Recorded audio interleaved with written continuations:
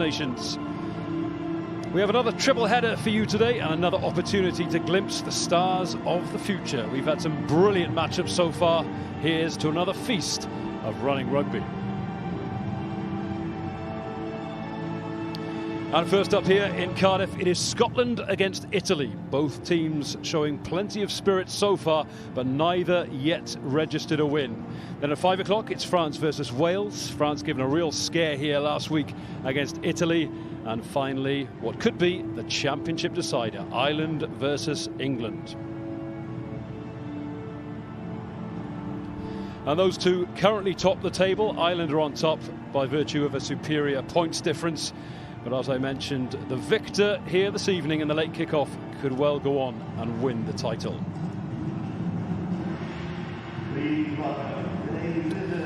So the weather is wonderful here in Cardiff today. The clouds have broken, the sun is shining brightly on the artificial surface here at Cardiff Arms Park. And there is a smattering of people in the stands.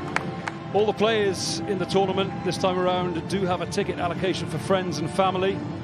No members of the general public allowed in, but we do have a few interested onlookers in the stand opposite us here up in the commentary gantry.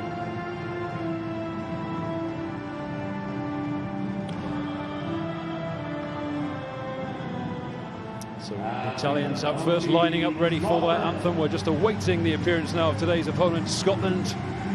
And here they come, led by their giant of the second row, Alex Samuel, returning to the side, to the starting lineup this week, and resuming the captaincy that he assumed for round one. That defeat to Ireland, when Scotland suffered that red card early in the second half, which all but put paid to their chances of an opening victory.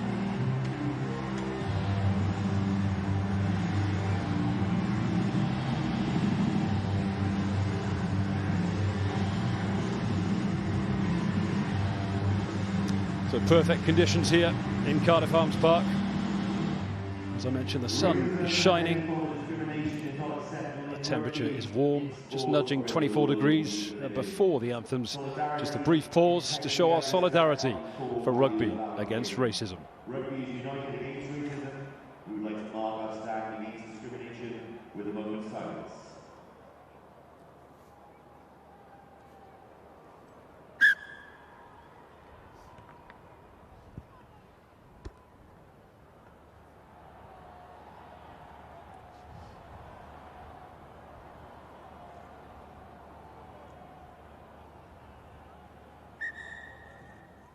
Thank you very much. Okay, please join us now for the singing of the visiting team's anthem, Italy.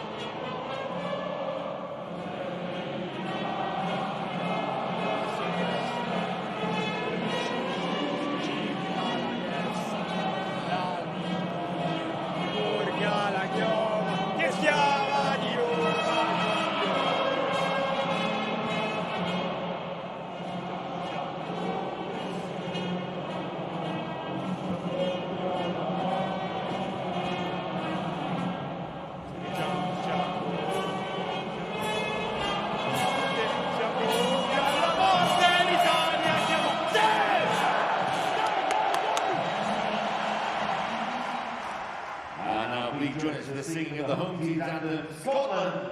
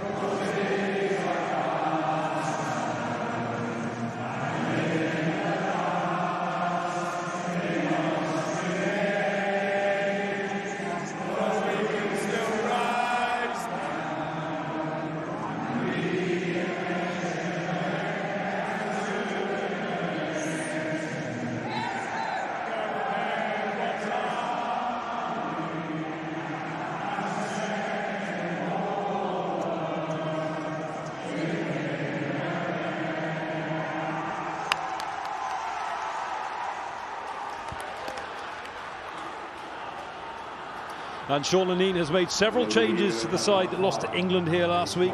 As mentioned, the 6'9" giant Alex Samuel back to captain the side.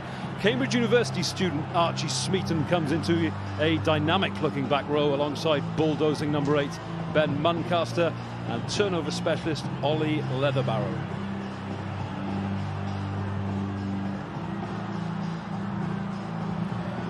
Well, Italy have opted to rotate their squad a bit too, but the back three of Pani, Vaccari and Simone Gessi all retain their places. Gessi, of course, produced a moment of magic last week to bamboozle the French defence and score in the corner.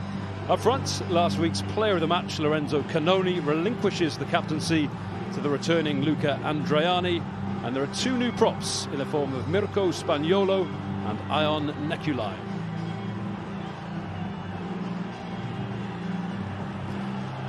For Scotland, Christian Townsend starts on the bench this time, ready to make an impact at some point. And for the Italians, Alessandro Garbisi will surely bring some energy when he enters the game in the final quarter.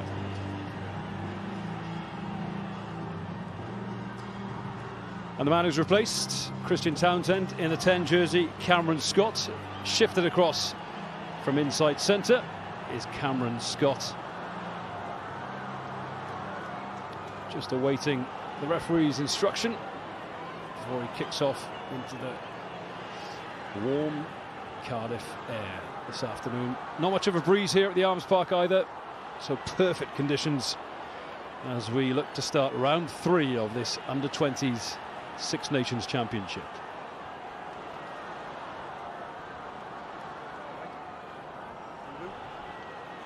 Tuel Trinini, French official in charge of today's game, and Cameron Scott kicks left. High hanging kick deep into the Italian 22 and into the open arms of Cannoni, who, as he did all week last week, looks up and runs into a pile of bodies.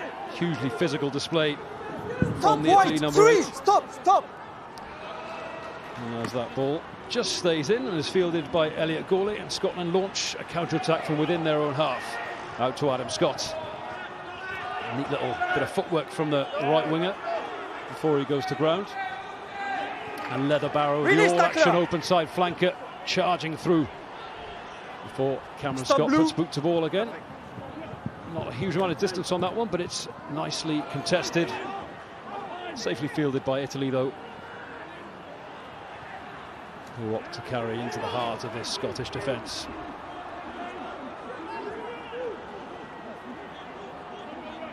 Albanese scrum half this week, replacing Garbisi, who played a starring role in what was almost a victory over France last week, and that was straight into the arms of Elliot Gourlay.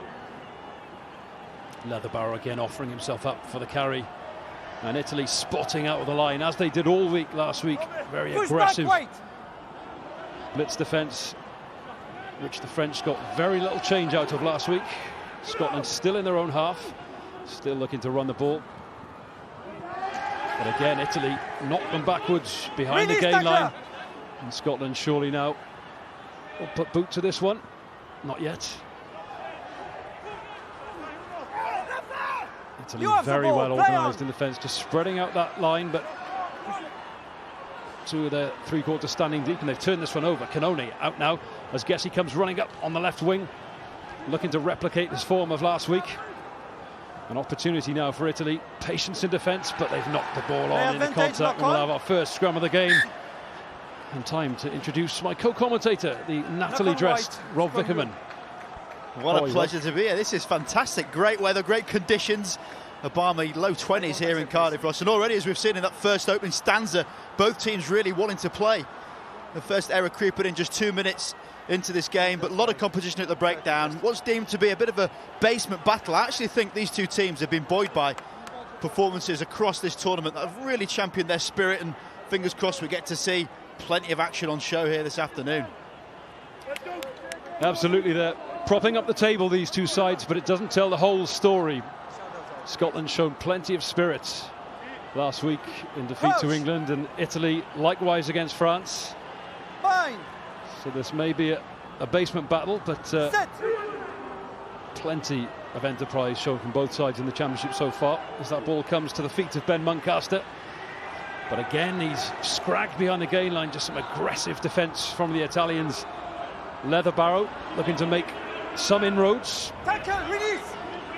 And this time Canoni told to release the man. The tackle is complete. As Murray Redpath shapes the box kick and sends that one high up over the stand here. Oh, beautifully chased by Adam Scott, and he retrieves the ball despite the attentions of the Italian defence, and now there might be an opportunity. Cameron Scott sees a bit of space, but the kick isn't executed particularly well. Italy a chance to clear, Rob. Yeah, it's unfortunate there on the left foot. Expect to see a fair bit of that from Scott. Quite a probing kicker. Saw him in the first round.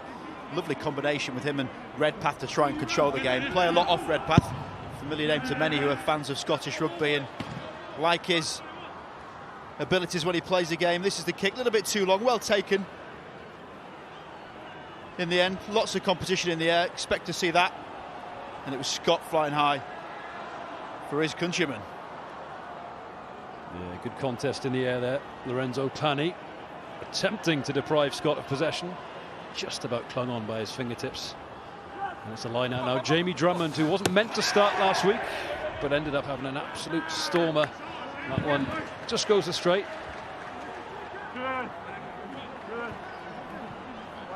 Unfortunate start there. He was really good in his set piece last week. One strength of Scotland for this whole campaign is around their line out. Probably helped by the fact they've got some Grampians in their pack. 6'9". I'd say that's too tall. Too tall, 6'9". What about 6'4"? You're happy? 6'9", too tall.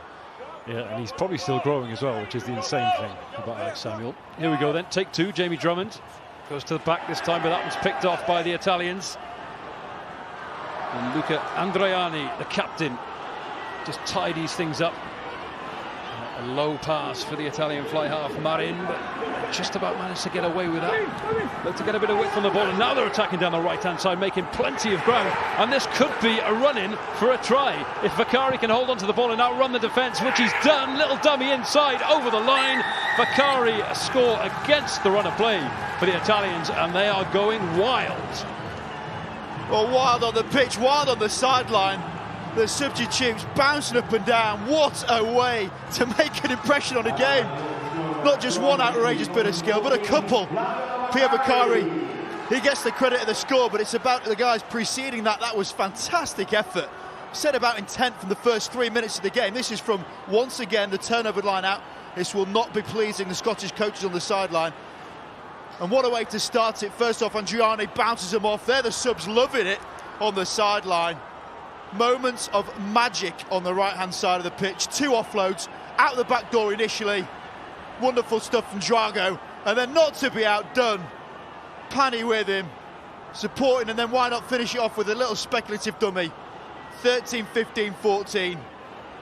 What a showing from the young Italians.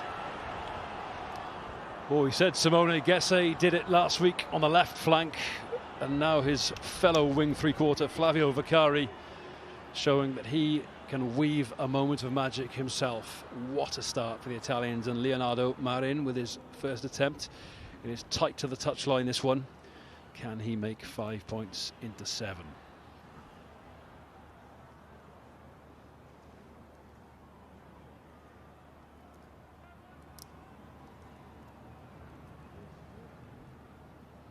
Barely a hint of a breeze here at Cardiff Arms Park. He's given that a fair bit of welly, but it's just drifted across the face of the post. It will remain Scotland 0, Italy 5, but that is some statement of intent, Rob. Oh, absolutely fantastic. Running away from the defenders, out the back of the right. Naughty bit of skill, and then a little dummy to finish it off. Talk about the confidence this team are carrying in from nearly beating France last week. This is a fantastic start from the Italians. So Canone, after seeing what happened last time they ran the ball inside their own 22, attempts to do something similar again. He really is an absolutely tireless workhorse. The younger brother, of course, of Nicolo Canone, 13 times capped for the Italians, and who played a starring role in Benetton Treviso's unbelievable win against the Bulls in the final of the Rainbow Cup just a couple of weekends ago. And there's Leatherbarrow. He's an abrasive runner as well. Very good over the ball, very good with the ball in hand. Scotland will want to come back quickly for that shock to the system. That pass almost went to no one, but it's tidied up nicely by Scott King. Who initially did well to stay in touch, but it's a penalty to Italy, not releasing the ball in the tackle. Extra roll. It's cheeky extra roll, trying to sneak a little bit more territory. Momentum going your way. If you're not rolling, you've got to make sure you release it. Referee on point there. Tell you what, the start of this game, we talked about the attack of the Italians, but how about their defence? Really putting some energy and effort in, and when you're playing a game like this where it's 90% passion for the Italians, it means a lot when their defence is on point. The low chop tackles are coming in. This was the discussion there with extra roll, the referee's penalised. Yeah, you're great. The Italians just want that competition over the ball. If it's there to be competed against, they are all over it at the moment. What a tempo to begin this game. Absolutely. It was a similar story last week, just hassling and harrying the French, forcing them into mistakes and then seizing the opportunities when they came their way. Clearly not straight. So that line out, not straight. Captain, option please. And it is up to Alex Samuel, option. What he wants to do now. And he's opted for the scrum, so reasonably deep in Scotland's half here, about 10 yards outside from their 22. Sorry? There is some frustrated forward coaches on the sideline here, Ross. 3 line-outs, 3 failures. Yeah, the line-out is not functioning particularly smoothly at the moment for the Scots. Perhaps no surprise, they're opting for a scrum to see how their fortunes fare there.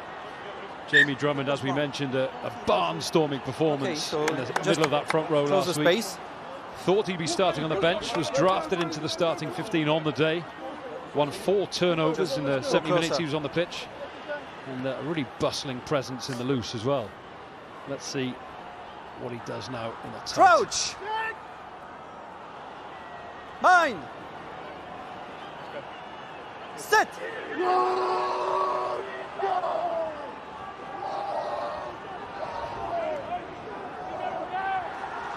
Some pretty guttural roars coming from within that scrum. I think they're coming from the Italian side, but the ball is there for Redpath. Stop here, stop. And Scott sees acres of green space in front of him, and that ball was about to trickle into touch before Lorenzo Pani just managed to gather it. Could they go for a counter-attack down that right-hand flank again? Not as much space to operate in this time. Scotland learned their lesson from last time and will want to snuff out any chance of a counter-attack from deep. Out to Marin, but the Italians are running it again. It goes up to Gessie with a scrum cap, and he shows the outside. Or rather, he's shown the outside, and he nearly beats Adam Scott. Andriani. It's the hooker, Di Bartolomeo. And the Italians showed so much fire and spirit in the opening exchanges here. Just 11 minutes gone on the clock, but so much to talk about already. They just seem to be getting beyond the tackling the way the Scots aren't when they're in possession. Just running at soft shoulders, and they're looking dangerous with the ball in hand. You need to be careful, hugging the touchline a bit, but back in field, and the ball comes back to this left-hand side. Canoni takes route one. Marin shapes to kick, but he just trickles forward, unforced there for the Italians, and that comes to nothing. There are going to be a few errors just by the way that this Italian team are playing. 4 offloads on the charts already, which would be the same as some Six Nations full 80 minutes. So really showing that intent. 12 minutes on the doors, and this is a typical passage of play we're seeing at the moment. Lovely interplay, hands down the right, there's a little dummy. That offload after the tackle, as you say, Ross, winning that collision just makes it so much easier because you're in behind that defence. Time is off. Good interplay between forwards and backs, and it's making for a wonderful game of rugby thus far. Yeah, the Italians over the last few years have really stepped up at this level. A lot more coordination between the national side, the age grades, and indeed the clubs. And, please be sure that the Franco Smith, of course, stepping up now as the overall director of rugby for Italy. As Kieran Crowley steps into the head coach role for the national side, someone who knows Italian rugby inside out after his many years with Benetton. And a telling statistic there, Rob, 4 tackles missed by the Scots already, which shows the Italians are managing to punch through that first line of defence. Yeah, and conversely, none missed by them, so really are starting this game with some good numbers, backing it up. I think it's just that intent, you know, they've been discussing about what went well. It's not a long turnaround, just 6 days between games, so they probably cherry-picked the best things against the French, was that harassing, as you mentioned, and conversely, their first game out where it was plenty of energy shown. So I think, you know, combining those two, it's exactly what we've got. The question would be in a game like this is how do you maintain it? You know, energy systems difficult. These are young players playing at a high level that they've experienced, so fingers crossed they can maintain that. But these breaks certainly will help. It will have been an interesting 6 days since that defeat to France. A lot of onlookers thought the Italians deserved to win that game, and a bit of soul-searching, you'd imagine, in the 6 days, and they'll want to put things right today against the side that are currently beneath them in the table. Free kick to the Scots from that scrum, and Redpath is off like a greyhound from the traps. But he's called back by the referee. You would be a 9 if you weren't trying to push the laws a little bit. I did actually see in their warm-up, Ross, you like this, talk about sign of the times that Redpath had to stop the warm-up because his chain was still on. So he had to take his chain off back in the change room and not go to tell his forward. dad that one. Just He'll be too happy about that. down. Scrum halves and fly halves, probably the more vain members of any rugby squad.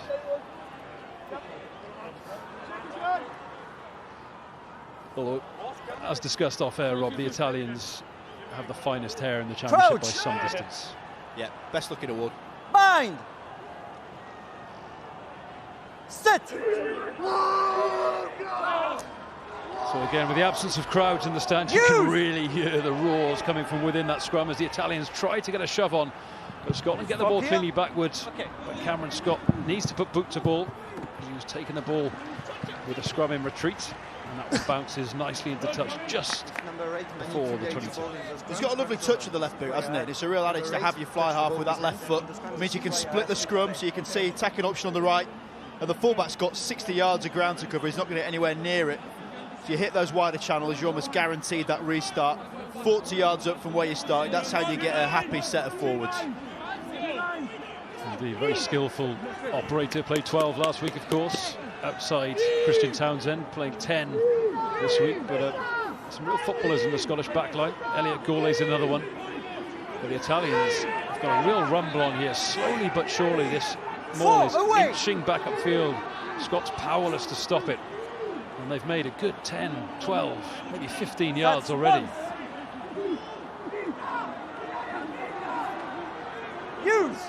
Now being told to use Albanese with the box kick.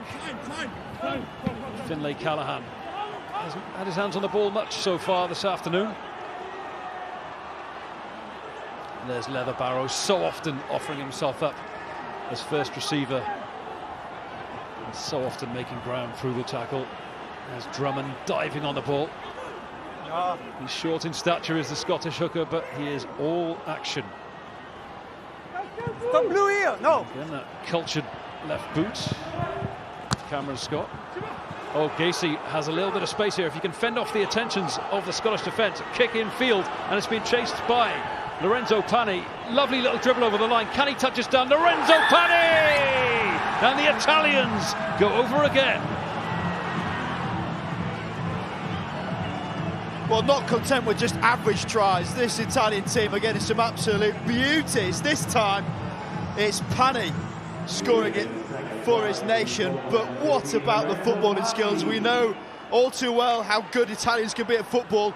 It's a wonderful take initially on the inside, speculative perhaps staying there, but then once that first man was beaten, Gessie gets that ball on the left foot. A really clever play to follow the inside, wanted the kick to happen. To do this on the fly is such a skill, another little bit of left foot magic. And it's not just the Euros where the Italian football skills are coming into their own. Wonderful score here in Cardiff Arms Park as well for this Six Nations Under-20s. Such composure from Pani, as you say, on the fly, just to dribble that ball over the line and fend off the attentions of two Scottish defenders. And both Italian wingers have bamboozled the Scottish defence for those two tries. Elliot Gourlay, the one to miss the tackle on Gacy, but it was just that little shimmy, that flick of the hips that sent him in the wrong direction. And a much easier kick for Leonardo Marin, although the ball has toppled off the tee. But a breathless couple of passages of play from the Italians. and they are not afraid to attack from deep.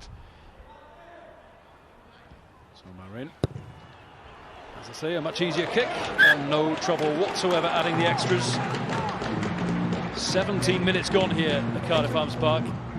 Score, Scotland 0, Italy 12. And this is the final touch, just put it on that left foot, perfect weighting, so difficult, not a bit in goal area, so you got to be really accurate with that little nudge on, and it was executed perfectly from the Italian fullback. So blood replacement, Tommaso Di Bartolomeo, the Italian hooker, is on, and Baldelli comes on in his place. Assume that'll just be a temporary replacement, but Scotland really do need to up the tempo now, because they're in danger. Push back, wait! Of drifting out of this game. Here's Cameron Scott, opts to pass this time. Gourlay in the line, floating pass over to Adam Scott.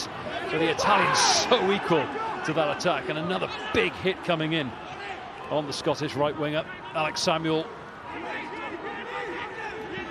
He of the 6'9" we were discussing earlier. Big physical presence in that Scotland midfield, but he didn't manage to find a way through either. Now Redpath, Max Williamson, Samuel's lock partner, and that is a penalty. Hands on the ground, and your second player to contest. He's been, all the referees, in fact, Two infringement. you commentated on Number this 8, referee, hands on the ground. Island Wales Number last 6, week, Rob, red form, so didn't play hot the ball on the behind. breakdown area. Really hot on it, and you can see why. They've got snapshots, they've clearly got a bit of a mandate to look for those hands down on the floor. That's what they want to make sure the teams aren't doing and supporting that way. It's a wonderful collision, and you think for all money that the Italians would be set. Yeah, it's really unfortunate there, because it looks a bit messy and there's two players going for the ball, probably not giving Cannoni the credit he's deserved there, because he was on the ball well. One of the vagaries of the rugby union law book. To many, that would seem the perfect turnover.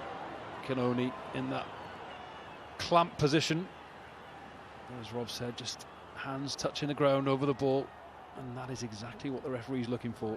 So a chance for Cameron Scott to claim 3 points, and he duly does so. And the Scots will be pleased with that, Rob, because it's at one point there it looked as though the game was drifting out of their reach. Yeah, absolutely, a bit of a nerve settler. You think 20 minutes into this game you need to have something on the board. The nature of this Italian team going from anywhere will be a point of concern for the Scottish, so to get the points on the board, albeit somewhat controversially there, because I don't really feel it was a penalty, but it's just going to get the Scots in this game. But I don't think it's going to do much to dent this confidence we're seeing from the Italians. Absolutely not. They've got their tails up, that's for sure. Simone Gessi on his opposite number, Adam Scott, and he tries to rip the ball away, and he's done so. And he looks up, there's a big Scottish forward in his way, so too is Redpath. But the Italians have got possession. And now they'll try and go through the middle. Mirko Spagnuolo, one of the changes to this Italian starting 15. Both props are new, someone's lost a boot. Still play advantage, number 2 blue not rolling away. So Jamie Drummond, the Scottish hooker, not rolling away, so it's advantage Italy. Bit of a free play here, but Ion Nakulai is going to do nothing but run into the teeth of this Scottish defence. Albanese just using his forwards wisely. Still advantage, yeah? And now it goes to Whit Marin. Good angle. And they're getting out to Width again, but this time it is well marshalled. Flavio Vaccari having no room to move on that right wing. Stop. No advantage. Time is off. There's a blood injury on blue side. A blood injury for Scotland as well, so we may have to have another temporary substitution. And the medic is kindly returning the boots to Jamie Drummond, the man who gave away the initial penalty. For me, number 4. We have to get his ladder out to try and stop we the are blood having coming a check from at Samuel. Boy, something goes wrong. There's a conversation happening with the referee, just asking about those decisions he's making. Great to see that conversation happen, even more impressive in English. But there's the rip initially. Over the ball, steals it from the breakdown, might have 11 on his back, but that's a skill set of a 7. And then here we see Drummond not just getting out of the way. It's so difficult because you're in a position that's really difficult to get out, and when you're on top of the ball, you almost have to concede the fact you're going to get penalised. I don't know what else you can do there, really. But as you say, a wonderful bit of skill from Gessi, not only making the tackle, but immediately getting over ball, ripping it free and launching a counter-attack. He Okay. really is a young superstar. We've seen so many of Blue. them, Rob, come through this under-20 Okay. side. We were talking Cover earlier stop. about Paolo Garbisi, who is now the Italian first choice fly half. He was only in the Right. previous Okay tournament. for the He restart. was ripping that up for the under-20s here. And the players would be aware of that, Ross. You know, massive opportunity. See a bit of claret on show for these guys to really step up, and specifically, you know, in Italian rugby, where they really want to champion these youngsters and bring them through. Perhaps more opportunity for them. And Garbisi, the line all year, has played more times for his country than he has his club, and that's the nature of this progression. So Luca Rizzoli has come on at loose head prop, another blood replacement. So it's certainly physical down there today. It's also got a little bit windier going by the tabards of the water boys we're seeing. Not the easiest kick. So let's just see how the breeze might affect Leonardo Marin. 50-50 strike rate so far in this game. Of course, his first attempt was a fiendishly difficult one, especially for a right footer.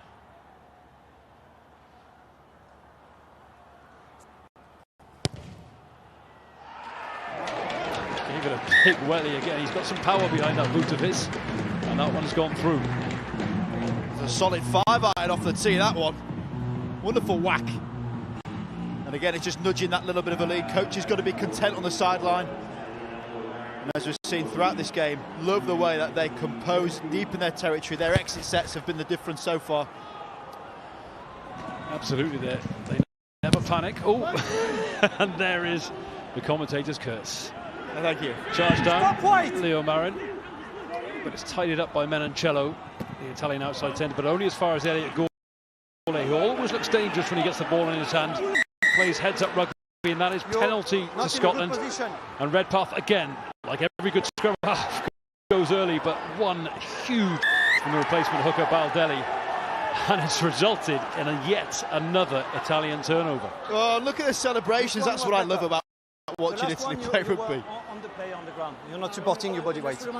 Referee giving a bit of coaching, as they seemed to do last week as well. Thank God for that, Ross. I was a bit nervous there. Kind of commentator curse about how well they've been doing, but it does strike the question why teams change tactic when they're deep in their territory and had such success before it.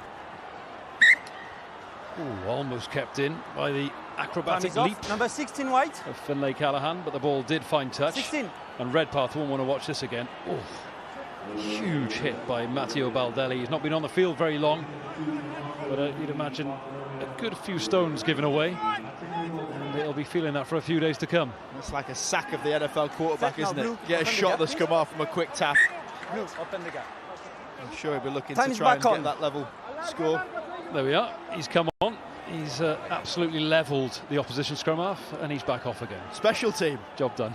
The NFL parallels just keep coming. Sorry, thank you. Forward pass, scrum. This is the last time I hear you screaming, okay? Scrum. No, forward French pass. official scrum once five. again asserting his authority, as he did on several occasions between Wales and Ireland last Okay. week. Rob, he's not taking any nonsense from these youngsters, and I think he's just getting a bit sick of the back chat. It does strike us a little bit teacher and student though, doesn't it? I mean, he's absolutely right to be upset on that error, and if he's showing frustration, you can't tell him to stop shouting.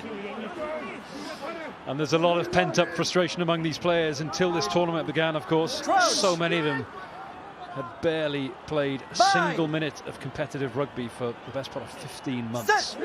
So, as we've mentioned over the last few weeks, there's bound to be a bit of rustiness, bound to be a bit of frustration. But that's a monster of a scrum from the Italians, and it leads to a clear penalty and a chance now to kick deep, and another attacking opportunity for the Italians. Well, what a scrum that was. We're saying about how the Scottish rely on this set-piece ball. Not gone so well for them so far, having lost 2 line-outs. And then got absolutely buried in that scrum. So precious little to feel optimistic about so far for the Scots. 15-3 down on the scoreboard. Okay, Jan? As Rob mentioned, their set piece is malfunctioning. And Italy are playing with real confidence. So back on the pitch now, they're starting with Tommaso Di Bartolomeo. And that one goes high to the middle of the line to Ross Vincent, part of the National Academy. And oh, were it not for that spilt pass in the midfield, Gessie may have had a bit of space to run in again. Scrum blue. Scrum Scotland. Oh, and he knows it as well. You're exactly right. The play got him round the outside defender. And then the fullback has to come in. And as we've seen already in this game, all they want is half a chance. Nice little set play out the back. ×2, similar format.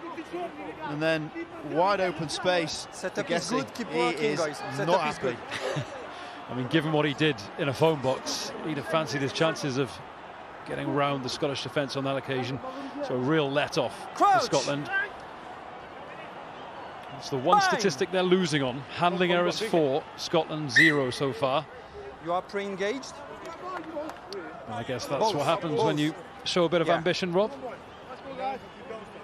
You make a few mistakes along the way as well. Yeah, exactly that. There's plenty of 10 from this Scottish team, looking well loaded on the left-hand side of the pitch. You can see they've got 4 attackers poised, and because the Italians are holding 2 on the near side because of the threat of Gourlay, it means there's going to be a bit of pressure Bind. on Martin trying to get round to cover. Set. So they'll need a good platform from the scrum, and they've got it. Redpath out to Cameron Scott. And there is Scott King, more of a powerhouse, strong runner in the midfield. Play advantage, dangerous tackle. There the Barrow, just looking to use his footwork to get around that first tackle. And there's Williamson. George Breeze, the tight head prop. Still advantage for foul play. Business student winning his 4th under-20s cap today. No advantage, knock on number 9. Back here. Looks at least 30 though with that well-manicured beard of his. Number 10. As to so many of them these days, Rob, it's remarkable to think a lot of these guys are still teenagers. Never great looking at date of births when you have to do the prep. But this is the tackle, very dangerous, no arms, but more so the fact his head right in front of his knee. And that's pretty much one-on-one way to get concussed, to be honest. So Martin will have to be much more careful of that. And I'd say about Marin, that was really from the scrum and how they were defending it.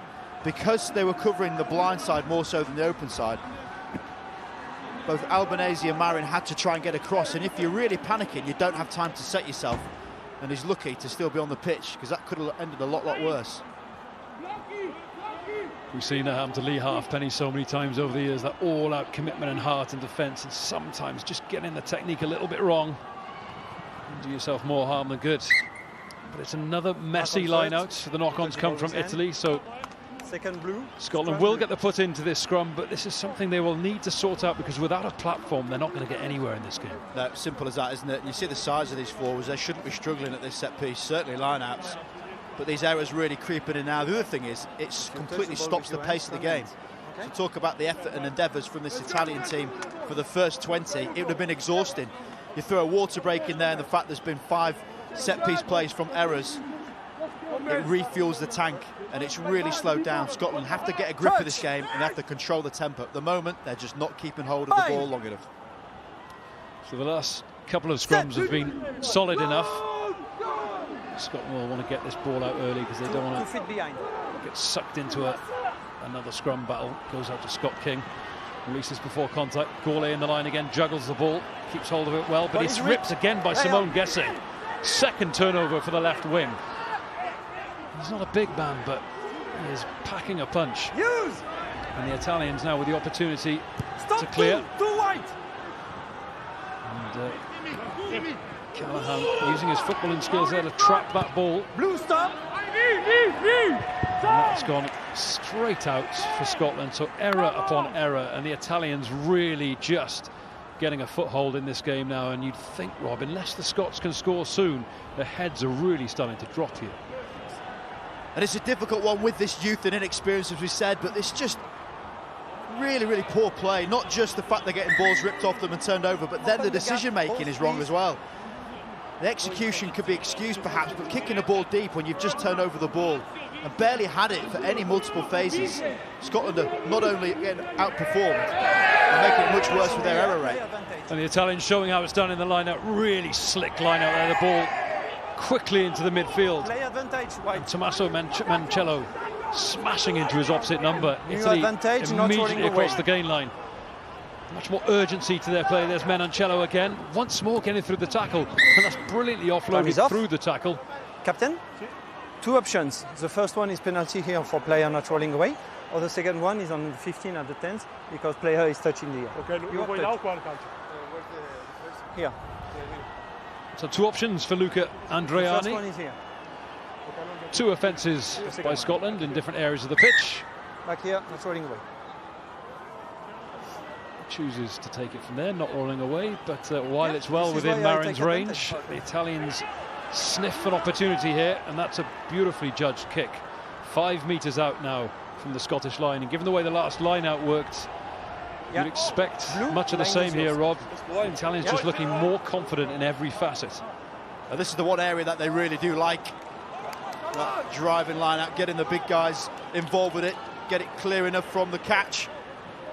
And they're really tight. Interestingly, last time went for a 5-man, this time full 7-man. See how the Scottish try and stop this. So they go to the front, as expected, and they immediately get a bit of a roll on there. The ball's gone to ground. Ruck formed. And I suspect we'll see a few hard carries here around the fringes. Luca Rizzoli. Scotland will really have to maintain their concentration here as the Italians get over the line, and the try is given. Try number 3 for the Italians.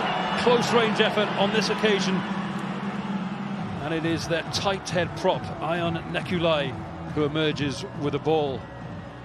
And things inexorably going in the Italians' direction now. 20 points to 3 with a conversion to come. And it's looking grim for the Scots. Oh, what a power score that was. First of all, great effort from him at the line-out initially, and he's just desperate for the ball. Nikolai just screaming to try and get that momentum going forwards, and he just goes right over the top of Williamson as though he's not there. Anytime you get something similar to a scrummage position for a prop, they're going to be happy. There's the initial hit, and he's physically driving him like a sled over the line. What an effort. Reminiscent of Lowe's try for Quins in the Premiership final on the weekend. Just pure strength, determination and leg drive at close quarters.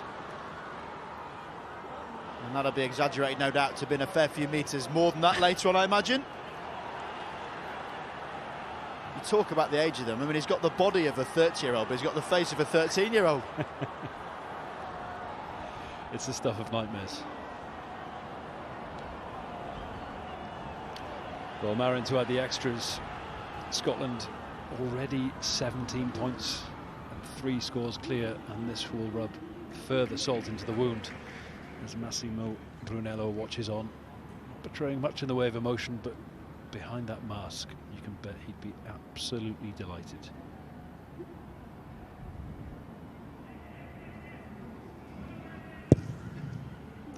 It's another 5-iron, and that time it's headed for the bunker rather than through the posts. That's like one of my 5-irons, but he went for it.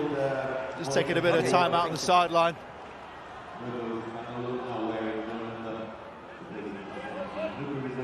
Hope he's all right there. After effect of scoring the try, Sorry, perhaps. I haven't seen. There's a missing player. Well, this is a really impressive display. We said about how the Italians had come into this game with confidence on the back of last week against the French, but we did perhaps think it'd end up like this. What a scoreline this is in 33 minutes of this game. Yeah, you sensed the Italians were capable of conjuring something last week. And have a look at this. We've talked, haven't we, about Scotland lacking in concentration, making simple errors, and it's really becoming their undoing so far, Rob. It totally is. I mean, kicks out on the full, and this is a set-piece play. This is something you practice countless times in training, knowing exactly where you need to be, what's the outcome, what you're looking for, and usually a bit landing it on the 22, create the breakdown, take the line out from wherever they kick it out. That is just unexplainable. You're kicking the ball out, or out you're going to get a bit of a rogue bounce on this rubber crumb, but still grade A possession given away at a time where the Scottish needed to try and build something. They haven't had the ball for more than 2 or 3 phases without either having it stolen or knocking it on, and it's becoming a real problem for them. You can just almost see their spirit draining away from them. You know, they are youngsters, we need to remind ourselves, and haven't often got the maturity to recover from a big deficit, and they need this half-time team talk. And there's Vicari again. They won't want to see this man running hard at them, making so much ground there down the right hand flank, cutting back inside. But Scotland, thankfully for them, have got their hands on the ball and managed to extinguish the danger for now.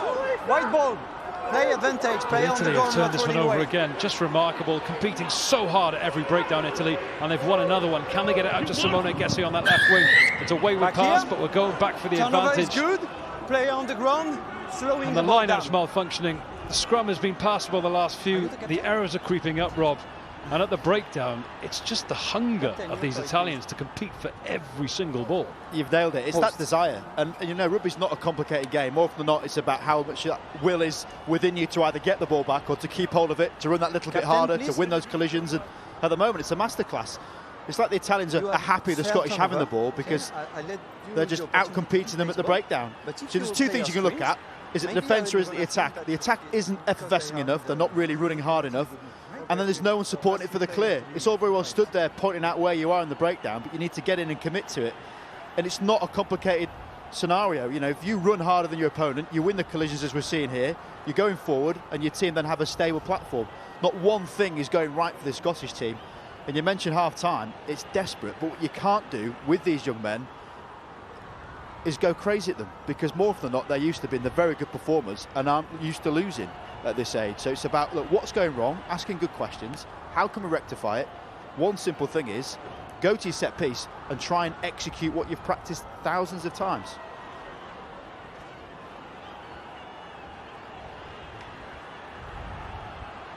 Sean Lenine will probably be looking at his bench as well, wondering if there are any impact players that could help stem this tide.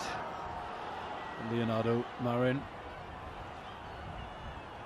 with the kick to take Italy 20 points clear here at Cardiff Arms Park. And that would be a big old mountain to climb for the Scots. And that one sails straight and true between the uprights. And it is 23 points to 3 with just 3 minutes to go now until half-time. One big thing to watch here is the body language. Look at that Scottish team. Across the whole board, nearly all of them, heads down. What you need to do is chest out. You need to try and impact, get that positivity and spirit up, because at the moment, as you say, it's a bit of a whitewashing. Maul! Number 4, away. 15. Maul called. Stay bound, stay bound. No, you lose your bound, 4. Referee barking orders. Both sets of players as the ball goes high up into the air, and Elliot Gourlay, as he so often does, scooping that one out of the skies. Now red path. Okay, play advantage. Little dummy just gets him beyond that first line of defence. Sorry, neck roll blue. Another neck penalty roll blue. to Italy. Neck roll. A neck roll is the call. Who's the player? Jan? And once again, possession in Italian territory comes to nothing for Scotland. Barely any possessions, barely any carries. Very few of those are positive. 13. And I think, you know, from a coaching perspective, the Scottish team will be looking at this probably quite excited in some ways, because they want to see what's their reaction going to be. Seldom you get in positions where you're getting this hammered. Who's going to step up? Who's going to really show that they're capable of leading a team by performing? And I think, you know, that is something the spectators can really enjoy and see what's going to happen. How's it going to unfold? There isn't much more they can do in terms of self-capitulation. It's about trying to do something positive, and similarly Italy. Clearly not straight. There's a few blips on their performance, but otherwise they'd be elated. And that would be one of those blips there. A reprieve for the Scots. The ball not straight to Ross Vincent at the back of the line out. So Scotland will get the put into this scrum with a minute left on the clock before half-time. You sense they're 20 points down. Yeah. You'd like to think they might go for something from inside their own half, but the pragmatist in me thinks it might be better just to get the ball and get it out, Rob. And that's usually why the under-20s games are so great, because tactically you look at this as a senior team and it'd be very much about game management. Now you're almost at the point where let's try things, you know. there's a massive squad of these players that are here, and the players will know if they're not performing, they might be taken off. So why not try and express yourself? You might be in your 22, but that's the best place to attack from. Well, pressure on Murray at the base of that scrum, but the penalty has gone Scotland's way, so they will get a chance to clear their lines. 20 seconds left. Will they fancy one last attempt in the Italian line, as Rob said? Angle. Cameron Scott just dinks the ball over. Not a great deal of distance on that kick. It's got them up to the halfway line. And they'll have one more attacking opportunity to try and close this deficit before they go into the sheds for half-time. 20 points down at the moment. And they have looked fairly directionless with the ball in hand so far, it has to be said. 3 lineouts lost for Scotland. None won on their own throw so far, which is a damning statistic. And that one finally goes to its target. Max Williamson dotting the ball down. Now Redpath runs into traffic to Scott King. The Italians will not want to give up an inch at this stage in the half. And their defensive line again just hammering hard at those Scotland carriers. Very well organised. There's Williamson, big carry from the big lock.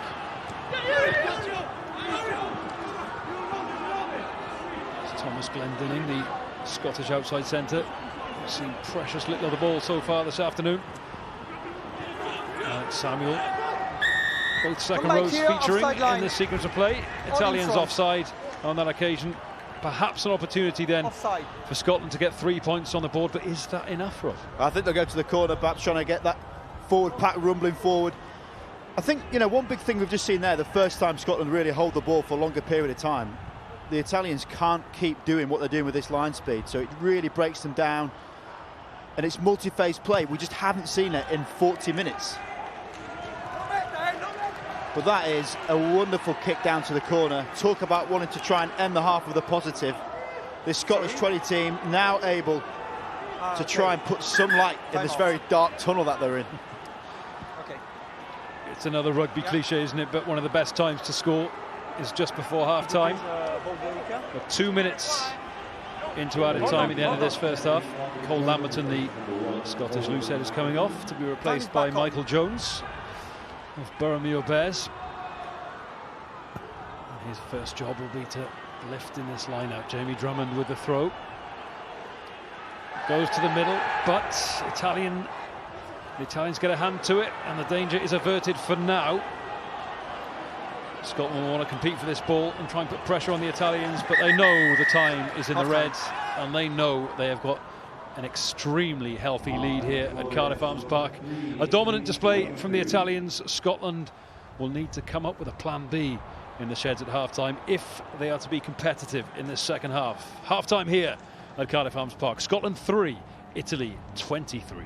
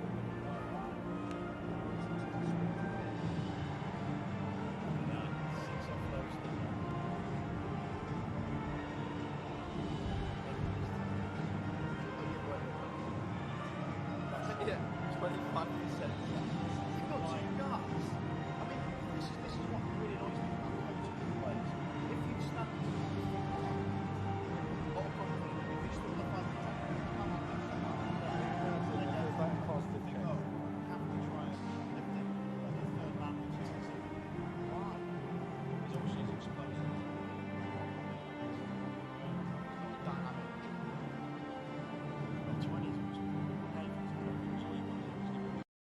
Van Gregor Townsend. Here we go then, take two, Jamie Drummond goes to the back, this time, but that was picked off by the Italians. A'r captain Luca Andriani yn ceisio cario'r bêl allan o'r ddwy anhigion. Albanese i'r gic sydd i ddilyn na, maen nhw am ei lledu hi. A ddewid a menter yn perthyn i chwarae'r Eidalwyr. A'r bars yna yn rhoi nhw'n y tir agored. And this could be a run-in for a try. If Vakari can hold on to the ball and outrun the defence, which he's done, little done.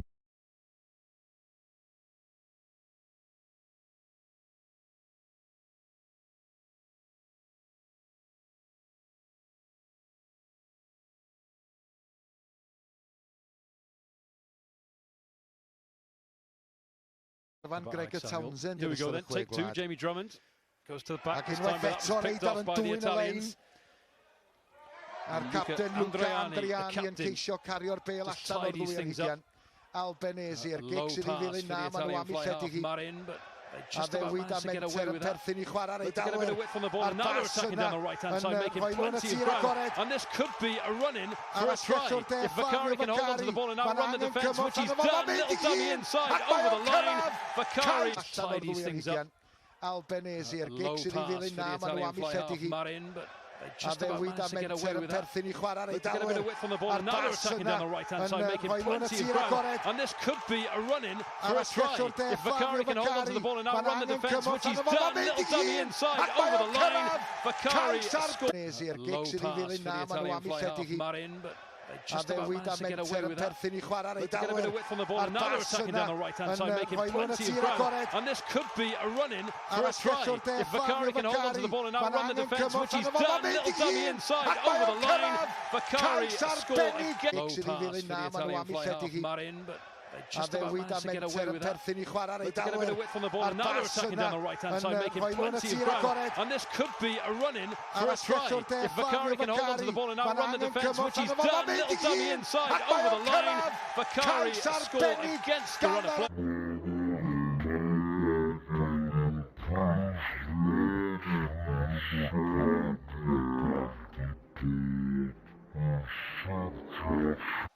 Scott. A gic uchel. And that cultured left boot of Cameron Scott. Thomas Glendenning. Oh, Gacy has a little bit of space here. If he can fend off the attention. Simon Gacy wedi cael ei draed yn field and it's been chased by Lorenzo Pani. Lovely little dribble over the line. Can he touch his down? Lorenzo Pani! Wedi cyrraedd! And the attack. Left boot of Cameron Scott. Thomas Glendenning. Oh, Gacy has a little bit of space here. If he can fend off the attention. Simon Gacy wedi cael ei draed yn field and it's been chased by Lorenzo Pani. Lovely little dribble over the line. Can he touch his down? Lorenzo Pani! Wedi cyrraedd! And the Italians. Of Cameron Scott. Thomas Glendenning. Oh, Gacy has a little bit of space here. If he can fend off the attention. Simon Gacy wedi cael ei draed yn field and it's been chased by Lorenzo Pani. Lovely little dribble over the line. Can he touch his down? Lorenzo Pani! Wedi cyrraedd! And the Italians. Glendenning. Oh, Gacy has a little bit of space here. If he can fend off the attention. Simon Gacy wedi cael ei draed yn field and it's been chased by Lorenzo Pani. Lovely little dribble over the line. Can he touch his down? Lorenzo Pani! Wedi cyrraedd! And the Italians Wel, go dyna chi over again. gais gan yr Eidal. Y meddiant gan yr Al.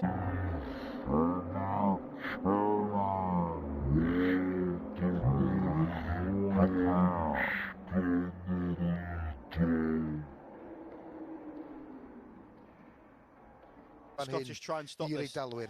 So they go to the front, as expected, and they immediately get a bit of a roll on there. The ball's gone to ground. Gallu chwystro'r Eidalwyr dros dro beth bynnag. Ond mae'r bêl dal I gan suspect y we'll see a few cysagwnion. hard carries here around the fringes. Rizzoli yr eilydd brot yn herddion i flaen.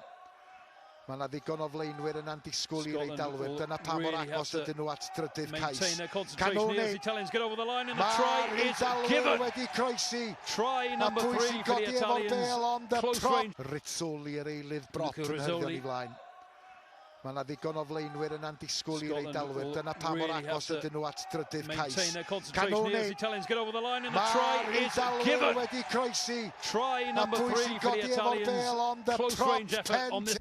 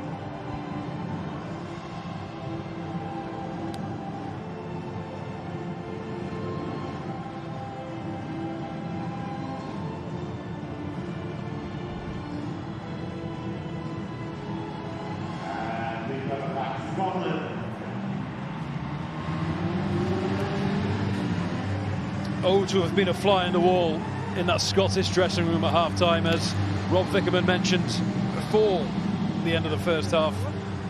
What they probably need more than anything is an arm around the shoulder and a bit of gentle encouragement. They certainly don't need a rocket, certainly don't need the hairdryer treatment, but they'll need to completely change their approach to this game, because as things stand, Scotland are 20 points behind against Italy and staring down a barrel.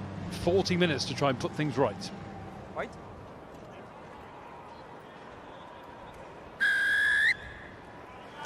And it is the Italians through Leonardo Marin to start this second half, and that goes safely into the hands of Max Williamson, the big second row forward for Scotland. Saw the Italians exit so successfully so many times in that opening 40. Just a variety of patience, precision, control of the ball. And Lorenzo Pani, one of an electric back three for Italy today. We saw Gessi score last week against France. We've seen Vicari score today against Scotland. And Lorenzo Pani really playing a part, keeping that Scottish defence on its toes all afternoon. But the first penalty of the second half goes in Scotland's favour. Oh, look at that reaction. Talk about response. So you're there at half-time, you're talking about what you're going to do, and it's easy because they're words. You're judged by your actions. That was a fantastic celebration to what was a good turnover. But more so than that, it's that confidence you can just see injected to the veins now. And it needs to continue, going back to their nemesis of the first half, line out. Yeah, we talked about that confidence appearing to drain away in that first half. It seems to be back if their body language is anything to go by. But as Rob says, the line out was where things fell apart for Scotland in that opening half. Let's see what tweaks can be made. Such a fiendishly difficult thing to pull off. So many moving parts in a line out, and confidence plays a part too. Drummond throws long, and again it's picked off by the Italians. Once more time, Scotland failed to win possession back on their own throw-in. And Albanese has time now just to put his guards in place and get that ball downfield, and the sun is shining brightly in the eyes of Finlay Callaghan, and he is hit pretty hard by another ferocious Italian tackle, Ollie Leatherbarrow. That's more like it from the open side flanker. I say that's more like it, but he's lost the ball in contact, and the Italians will get a scrum right in the centre of the field. Captain.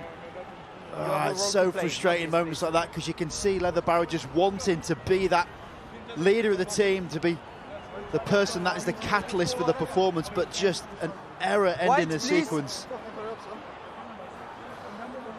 And the last thing you want as a young Scottish team is this Italians' flair and spirit that we saw in that first 40 to come back into it. The longer they have the ball, the more impressive they've been looking. Crouch! Bind! No changes by the look of things to the Italian pack at half-time. Set! 9. Canone still adding ballast at the base of that scrum. And he scoops up the ball now, passes to Albanese. 6, stop! He sees a bit of space again, and is that beautifully judged? No, it's not. It bounces inside the corner flag and over the dead ball line. So what was a promising attacking position for the Italians turns to possession for the Scots. It's actually not a bad decision. The way that it was set up at the scrum meant there was always going to be space in that bottom corner, but as soon as you loft a kick like that on a ground like this, you're chancing it. The height of the kick means you're going to gamble with the bounce. Okay. You can't be sure that's going to go out. If it was 10 metres further back when it bounced, you'd have much more of an opportunity to see that roll toward the touchline rather than in goal. But again, flipping it, chance now for the Scots to go back to their simple structures, to get the centres in the game. Haven't really seen much of their big carries in the midfield. King's a distributor, but Glendinning needs to get a bit of hands on ball and just try and get yourself into the game a bit. Set! Italians trying to put a bit of weight into that scrum, and they do so, but it's opened up a gap down the blind side for Scotland. And there's Archie Smeaton of Cambridge University offering himself up support for Redpath, who is desperate for someone to come and run off his shoulder. Now Redpath has got the ball. Christian Townsend, that was, who's come on at half-time into this Scottish back line. We talked about whether you can play on another playmaker, Christian Townsend, who started at 10 last week, of course, against England. He is the son of Gregor Townsend. Celebrated Scotland fly half, currently in South Africa's coach.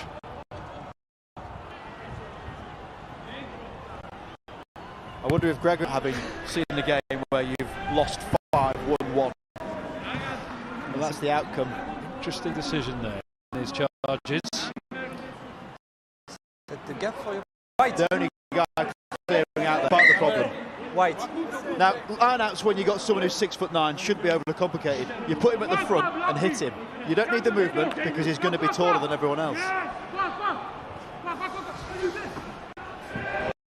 Well, they've won that one, but it's scrappy. It goes into the hands of Archie.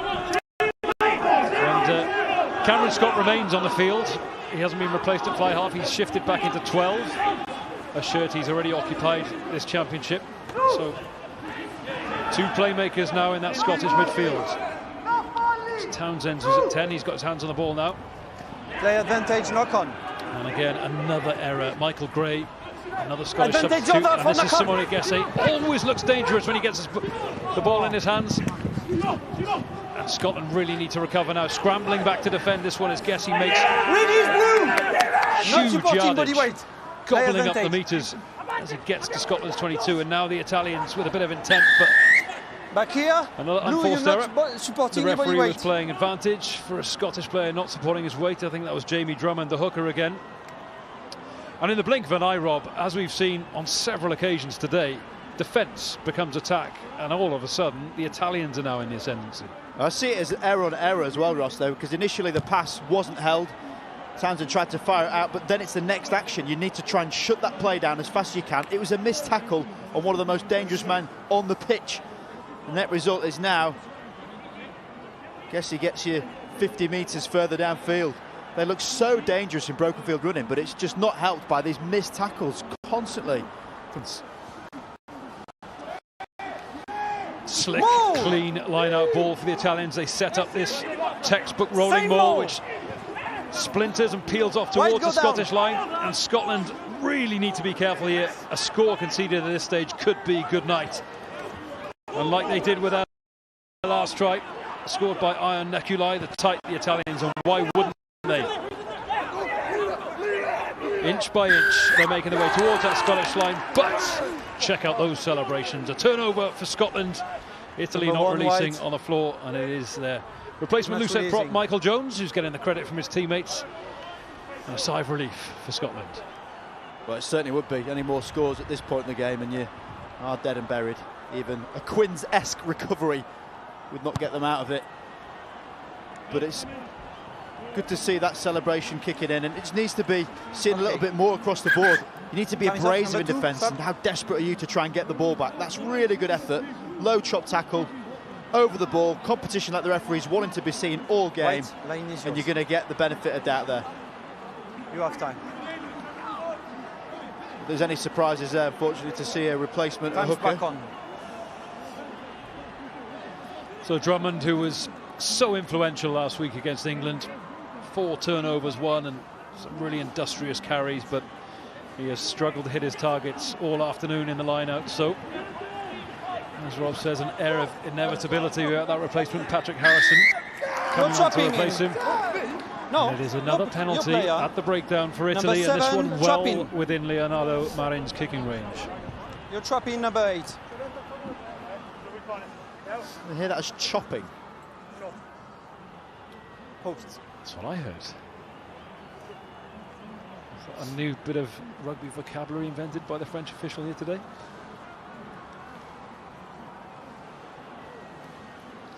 The initial contact looked fine, getting through the contact as we were saying they'd been needing to do. I mean, in at the side you could perhaps say is indiscretion, but referees have been penalising defenders for lying prone all game. Canoni was that man. This is why he can ball away. If he releases him, you're right.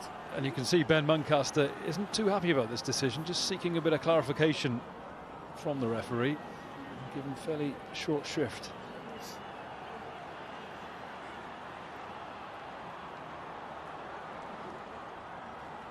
So 3 out of 5 so far for Leonardo Marin.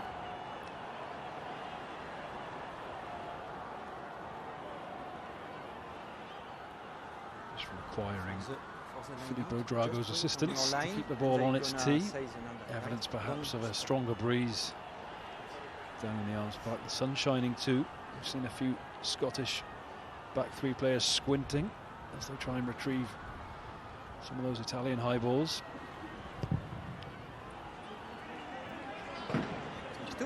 It's another sweetly struck kick, but it's not gone through the posts. Takes his success rate down to 50% in this game. Behind the ball. But it matters not, because they are still 20 points to the good on the scoreboard. Play on. I feel that's the moral outcome, not to get 3 points from something that not only shouldn't really have been given, but a new terminology devised by referee Trenini.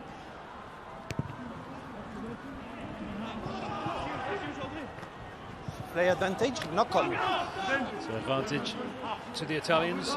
Scott's knocking that one on in the air. And here comes Ross Vintent. Advantage over for knock on. Industrious back row forward.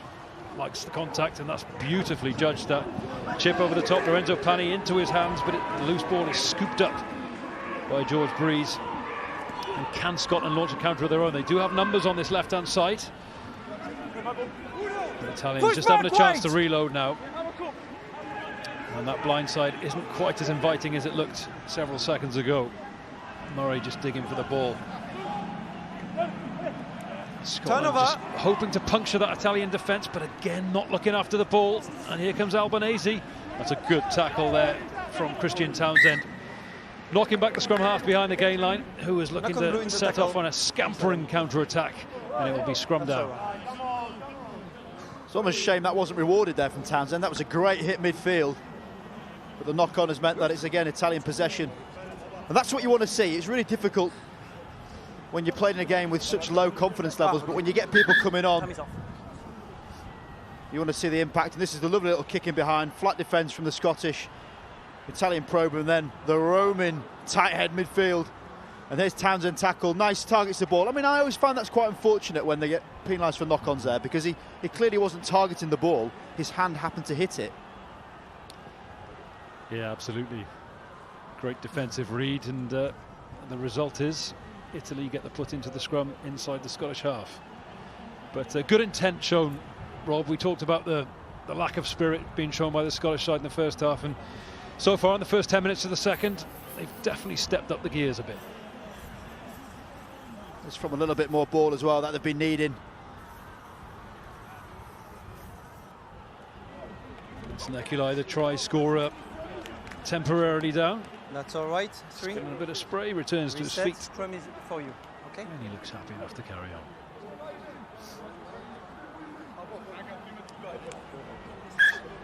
Shines back on, knock on blue, scrum white. Nothing a bit of free spray can't do. I'm sure that'll be fine to carry on with your scrummaging. A few hundred kilograms of pressure going through your back. Works miracles.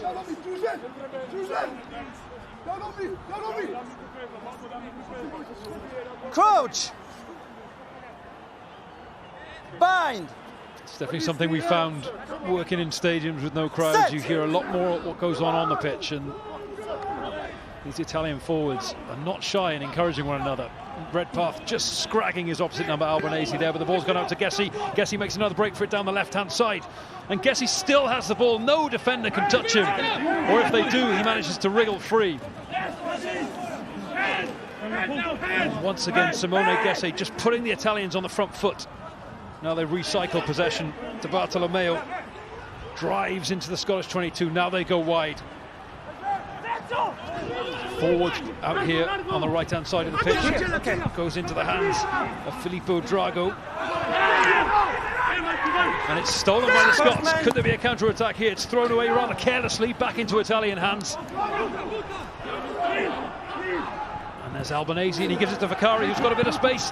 Steps back inside, well tackled by Leatherbarrow. Pops it up to the captain of Italy, who crosses for the try, the bonus point try.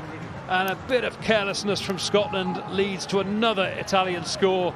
And surely, with half an hour left to play, that is the final door slammed shut. And it's fitting, it's the captain that gets to do it. He's been a wonderful player this game.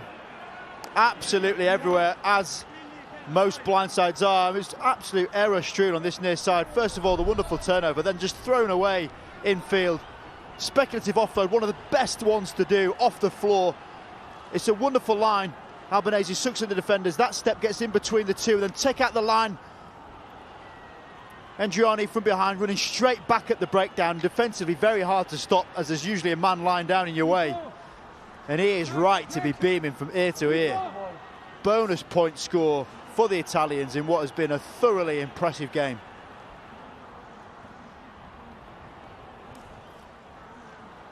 Well, the Scottish defenders will be having nightmares about these two wingers so many times today. Either Vicari on the right or Gessie on the left have just cruised through Scottish tackles and just caused mayhem behind that first line of defence. And it was the case again, Vicari with that initial break, neat little sidestep, and then the offload. He thought that Leatherbarrow had snuffed out the danger, but brilliant support line from Andriani, who essentially just had to flop over the line for a captain's try.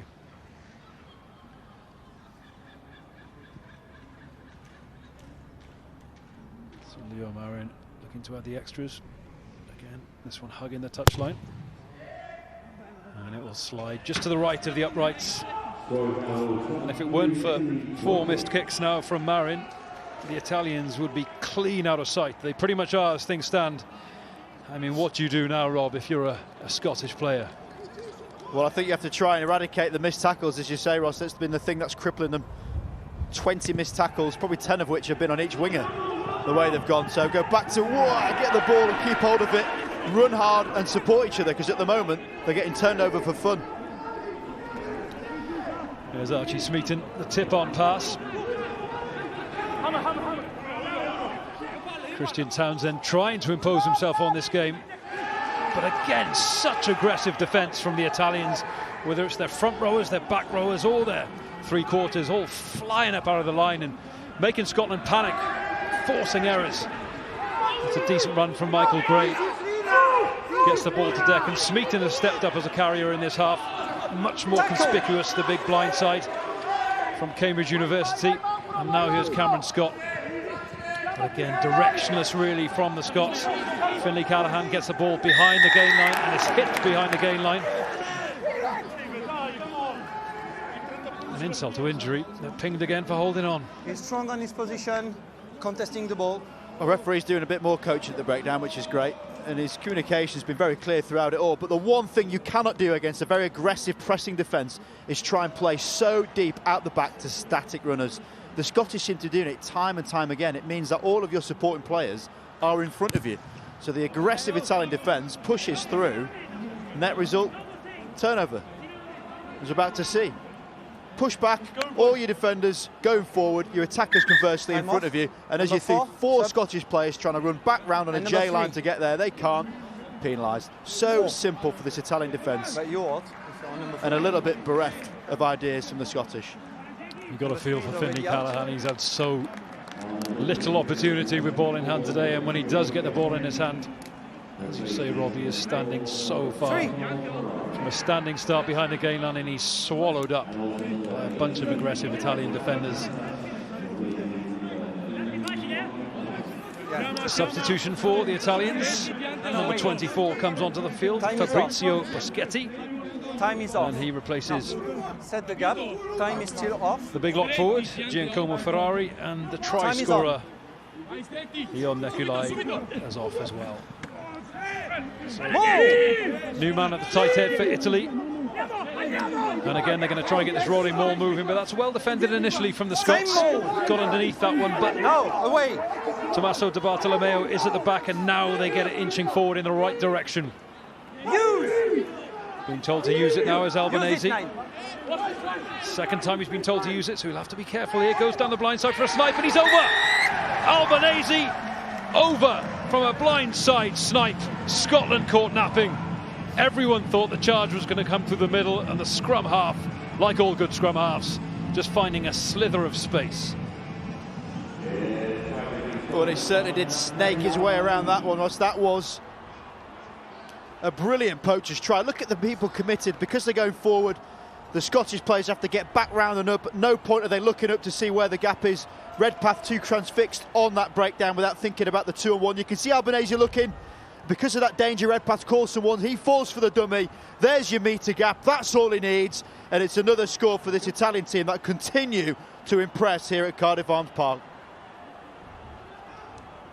Adam, if you have time, could you please well, number 9 blue, things 9 onside on the last ball? Could get ugly here at Cardiff Arms Park. We're yet to enter the final quarter of this game, and Italy are now 30 points ahead with a conversion to come. And given the way the game has gone, you'd imagine they would continue to dominate in this final quarter, and we could be having to look through the record books, Rob, because this score is ratcheting up.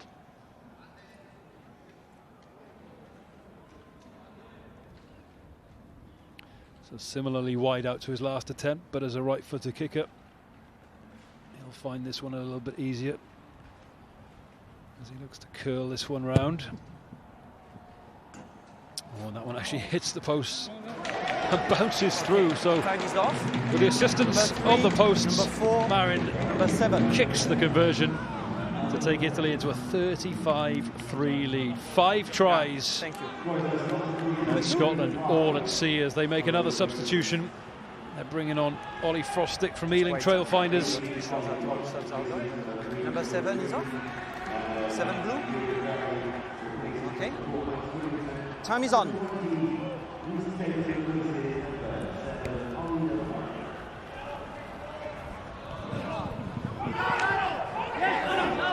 Tackle inside. Italian hooker Di Bartolomeo has also gone off. Take All it back. new front row now for the Italians to the one that started. Use it! And sense of desperation now in Scottish ranks, and that's well charged down by Alex Samuel. Bit of disarray in the Italian ranks, but they've composed themselves and they're exiting from their own 22 in a very slick manner as Simone Gessi, the danger man on the left wing, puts a probing kick into the Scottish 22, and it's down to Callaghan to try and clear the lines. Back! And he hasn't done so. Straight into the hands of the Italian fullback Lorenzo Pani, and this could be danger for the Scots. They need to realign quickly, because at the moment the Italians do have a man advantage on the open side. It goes out to Marin. Schetti, the replacement. There's Marin again. Lovely quick hands from Marin. There's Menoncello. And there's space now for Vakari. Has Vakari got the pace to go all the way? Lovely tackle from Alex Scott. Italians still in possession though. Canoni hit man and ball. Now they go wide and the Italians working it wide, both sides of the pitch. Can it go to Gessi? Gessi has a man overlap. Does Andriani need him? Andriani puts his head down. 10 metres out now for the Italians. Same corner, just scored in, and they're over again. And this is quickly turning into a rout for the Italians. We talked about a potential record score. They're already up to 40 points with 20 minutes still to come. And if you're a Scottish player right now, you are really staring down the barrel. Well, the size of him is so big he can't even get a numbered shirt. Yeah. Well, there's a lovely play on this near side. As defenders again beaten for fun. And Vakari then sets one up to go back the other way. No messing about here. Andrini just goes straight forward. They're supporting players so well. That's the big point of difference. Italians so comfortable at keeping hold of the ball. And once again, another missed tackle by the Scottish ends in more points for the Italians. Celebration all around. And I'd say, Ross, at this point, it's already looking pretty ugly.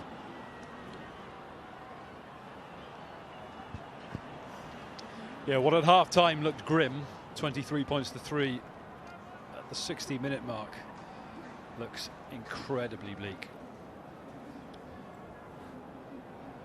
We saw Marin nail a conversion just minutes ago from this identical position, far out on the left-hand touchline. If he gets this, it takes it up to 42 points to 3. And given how spirited Scotland seemed against England last week, I don't think anyone would have seen this coming. The Italians clearly taking defeat to the French personally and taking it out on the Scots today. He's given that another big thump.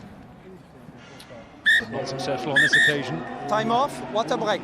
But it really doesn't matter if your kickers are nailing his kicks or not, because 40 points to 3 is what it says on the scoreboard roll. And here we're seeing the outcome of it. Big carries, running hard. This has been the point of difference, how quickly the Italians get there, clean it, because it's a positive carry, so much easier. And it'd be very easy at this point to completely write off the Scottish programme. But we have to be aware that the way the under-20s work, it can be very cyclical. And almost like any sixth form, you have an upper sixth and a lower sixth. At this point in time, of the 32 players for Scotland, 17 of them are available next year.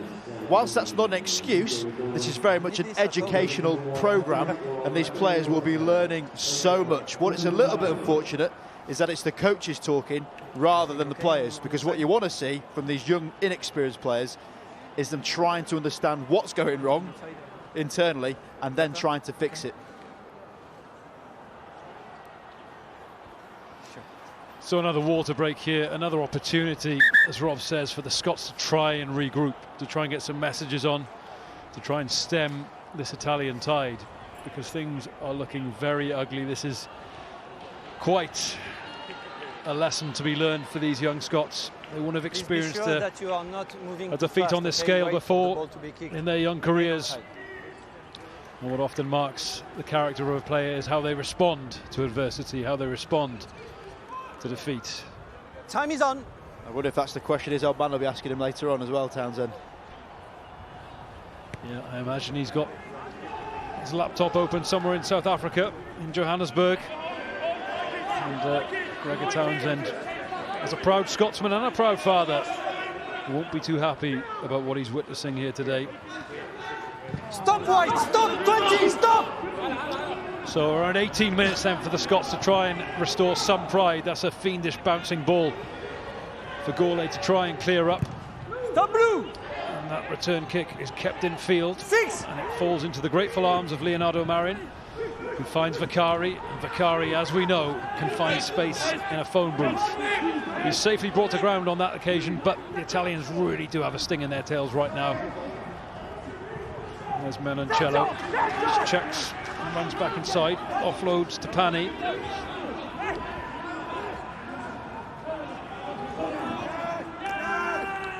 got so many strong runners, the Italians, who just managed to burst through those fringes, but a reprieve for the Scots. 11 White. Clinging on to the ball in the tackle, and Scotland will get an opportunity to clear their lines, but it's desperate stakes for the Scots. They're relying on Italian mistakes to give them opportunities to clear their lines, Rob. They don't seem to be capable of seizing this game in any way. No, take that last exit, for example. Marin kicking the ball almost 70 metres downfield, and then it just ends up being an Italian ball in their own territory. So, yeah, pretty bereft of those ideas, as we mentioned, and it's these scraps they get in at breakdown that give them a little bit of ball, but then seemingly giving it away 2 or 3 phases later. But I do have a wry smile on my face there. I was saying how many players on this pitch will actually know what a phone booth is. Isn't that where they keep the defibrillators? Yeah, it's libraries now, I think. They get a few books in there. Decision? Yeah, we've already talked about how depressing it is preparing for these games by looking at the birth dates of these players.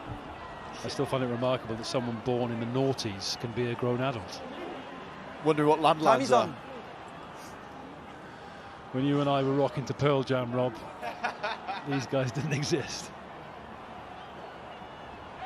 Fair contest. Another messy line-out ball for the Scots, and fly hack down the field.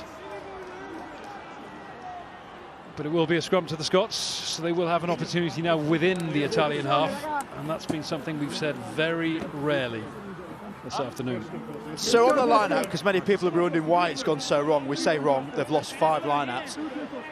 Often when the line-out jumpers go up, you have the timing ahead of your opponents. You can get a little bit higher faster, but because the line-outs aren't hitting those, call it double tops, where the actual difference is made, the Italians are competing so well and making a mess of it.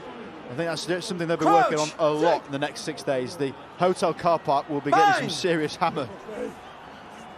Set! Here we go then. Murray Redpath. And immediately the Italians get a shove on, and that is going backwards at a rate of knots. And they win the put into the next scrum. And that Italian scrum, as the afternoon's progressed and as the subs have come on, has become a real destructive weapon. The 16 room. I talk to your player, don't talk to him. Another thing that was quite interesting with Sean Lennon talking on a Scottish podcast is around how this Scottish team specifically have lost that under-18 level. So they've not necessarily had much exposure to rugby, but certainly the disciplines that you get at that level, where you're almost proceeding into senior rugby from, as it was, Colts in the 17s. I think that's something that we're seeing here a little bit, because they've lost all confidence. They're not willing to risk that extra pass because they're losing the ball so readily, and it can be a real plague on a performance when you lose that. Set! Yeah, mistakes lead to inhibition, which leads to lack of ambition, and that's what the Scots are suffering from, whereas the Italians are brimming with ambition. And Elliot Gourlay leaves that one to bounce, and it does so over his head, giving him a bit less time, but he's still got a bit of space to operate in here. They'll need to be careful, the Scots, because the Italians compete at these breakdowns so ferociously, as they're doing so again now. Referee was tempted toward a penalty, and then he did. So once again, Scotland run into a blind alley, and the Italians take advantage. A little bit of afters there from Michael Gray, the Scottish substitute, and he is given his marching orders by the referee. He's becoming more headmasterly as this game progresses.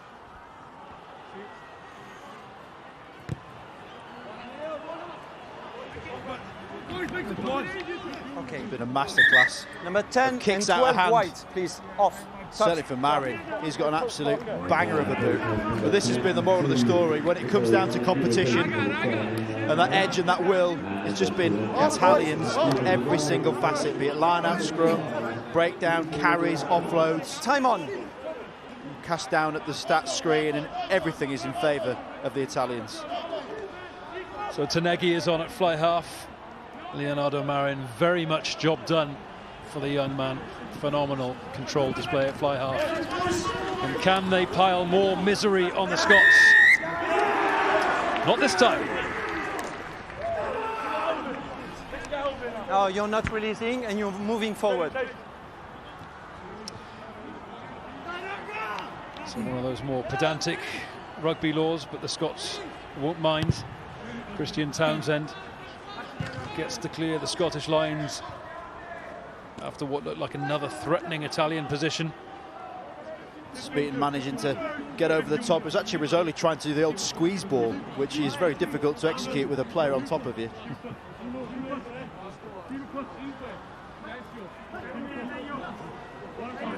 Scotland opting for the 4+1 line out, trying to short it down. You get a few options. You can bring the man who's in at the scrum half position to any one of the three positions in front of him, but still go back to the fact they've got someone who's a giant. Just stand him at the front. And there is said giant, claims the ball easily. It's a rare sight for Scotland these days, but it's a cleanly taken line out. And its ball is slow to emerge from the resultant maul. It does eventually, and Redpath sends it sailing high and into the arms of Fusari. Scotland up quickly, but a bit of a dogleg in defence there, and it gives the Italians an opportunity. Ball kicked back in field, and it's chased now by Finlay Callaghan. 22. Just about manages to dab it down before it goes over, but again, Scotland just looking panicky, looking under threat, and the Italians, particularly when they get that ball spread wide quickly, Rob, just seem to be getting or finding space on the wide flanks. And they just grow, don't they? You can see almost that confidence exude from them. That's the first time a ball's bounced and it hasn't gone in the Italian favour, and it almost feels as though it's been willed that way. Absolutely dominating out wide, certainly in the 5-metre channels. So Christian Townsend with two pretty heavily strapped knees sends that drop out high into the Cardiff sky, but it's another messy one. I think he could be in trouble here. Mention about the height of Samuel. It's not gone well for him here against Albanese, and it looked like he landed head first. We are having a TMO review. Probably the tallest and the shortest for me players on the pitch. The referee's already going to have a look. He's not coming for play at the replay. Because he's not in a good positioning. He's moving forward. He's not where the ball is supposed to land, and he touches number 5 blue. So I want to check in live. In live, it's an infringement from white. But can we have a look if there is something else? Stand by to all. We just so the referee saying he interpreted it as an infringement from white, aka Albanese. We'll just have a look to see. I mean, Albanese is going for the ball, but you cannot catch him in the air like a UFC, MMA, WWF fighter. Because he's going for the leap and grabs him, plows him. That's really dangerous play. And he's not even in possession anyway. It's one of those where, because he puts his arms down, he's lucky, but you shouldn't rely on luck in this situation. No, were it not for his actions at the last minute, Albanese there, shielding his head from tried to keep him up. He's definitely not driven hitting him. the floor. Sure. And to keep him off the ground. Number 9 is in a fair position to contest the ball. And number 5 has no more option than accepting the collision. Kind of for me, there is nothing on that situation. So there's no foul play, and I restart with blue ball because there is a knock-on after by the white. Jan, do you agree with that decision? I agree. There was no foul play. Okay, thanks. Captain, please. So the outcome refereed there, and the fact that Albanese got his hands to deck and avoided falling on his head made that look a lot less harmful than it could have done. But you think perhaps he's a little fortunate to get away with that, Alexander? Okay, number 15. I do. I think he's caught an attacking player in the air and put him on the floor. It's essentially a tackle in the air. No, your partner touches the ball and goes forward.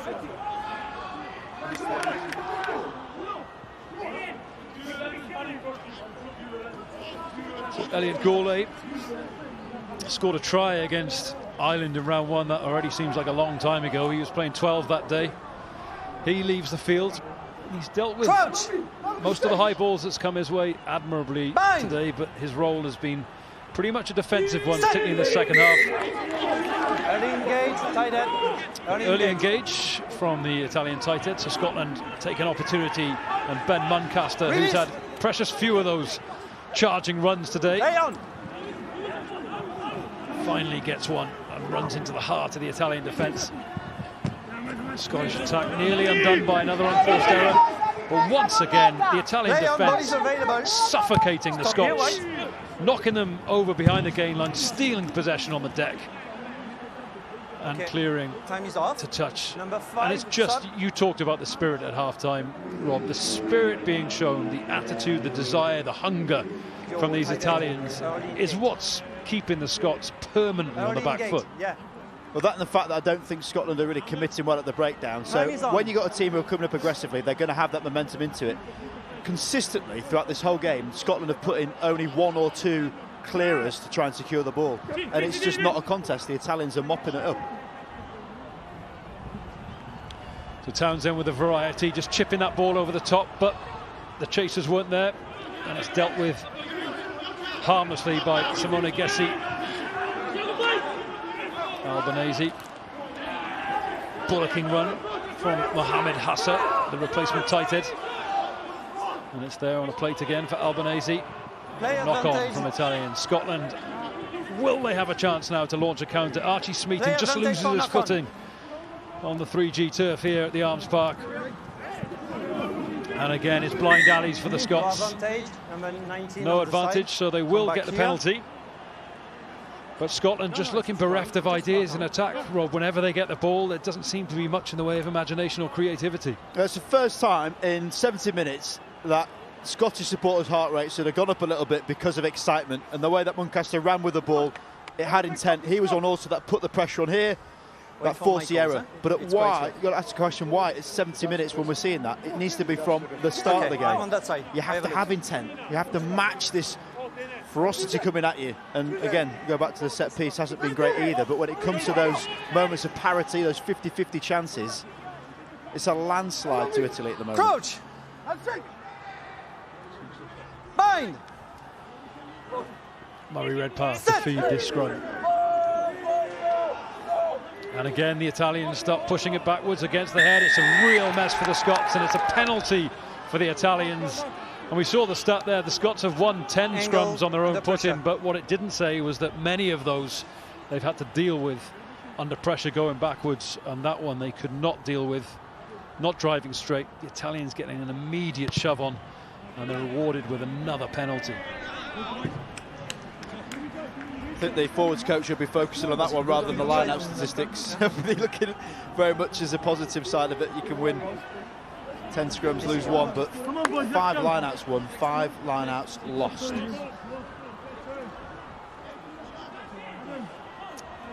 Yeah, most forwards coaches will be looking at a 85% plus ratio on line-outs, and to lose 50%, and until recently, Rob, it was even more than that. That's a bad day at the office. Yeah, Italy going for a short line-out, and what's happened last few times, they've managed to keep it tight and get more forwards into this dynamic breakdown. You can see how up for it their forwards are. Conversely, Scotland not really matching that intent. No arm tackle, play advantage, number 8 blue. There's Andreani, captain and try scorer.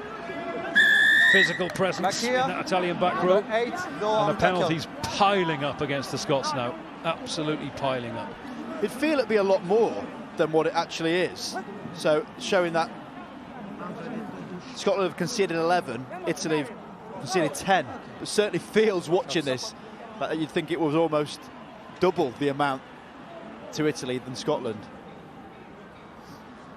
Absolutely, they've been under the cosh for so much of this game.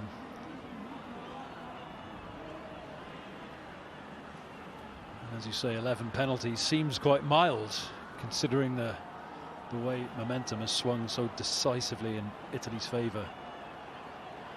This is the first kick of the match for the replacement fly half, Nicolo Taneghi.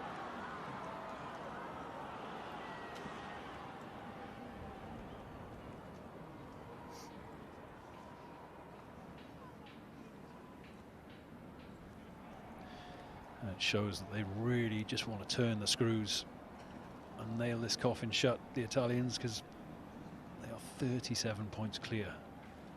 They could so easily have kicked to the corner. But this is insult to injury. And it's over. 43-3 to the Italians. That winning margin becomes 40 points. And with 6 minutes left, Rob, I think the Scots will just be desperate to get back in, regroup, and bury the memories of this one. And this is when you got a feel for them being quarantined in their bubble. You want to be around players. After seeing a game like this, I'm sure there'll be some harsh words after it, quite rightly so, because that's what these players need. They need that awkward conversations, those confrontational conversations, not in an aggressive way, just in an honest way, that they need to learn. And that's one of these things you get as a professional and progress through the ranks, that it's not acceptable to perform like this. You know, you're representing your team, your country, your family, and to be told that you've been out-spirited is probably the thing that stings the most. You understand performances can waver, but just to not look like you're up for it is a different conversation entirely. Well, they won the first half 23-3. They're winning this half 20-0. The Scots, despite some renewed spirit and fire after the break, they've failed to score a single point in this second half.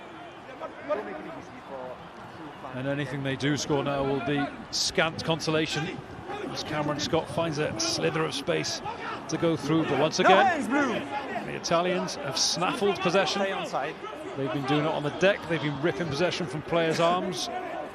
The defence has just suffocated and crushed Scotland at every turn today. And as Rob's mentioned, Scotland not helping their own cause by succumbing to the simplest of handling errors. But that's what happens to teams under pressure. Murray Redpath. It's been a tough old afternoon for the scrum half, often having to scramble and dig the ball. It's a nice pass out to the wing there. A little bit of space for the replacement hooker, Patrick Harrison. And now Murray comes back the other way. Smeaton. Play advantage offside. The big carry from the 6, but the Italian defence equal to it. And Finlay Callaghan stumbles, trips. It's kind of been a metaphor for the Scottish performance all afternoon. It was penalty advantage to the Scots, so Christian Townsend will get a chance to put this one deep, and he might as well try and put as much distance on this one as he can. Best game I saw.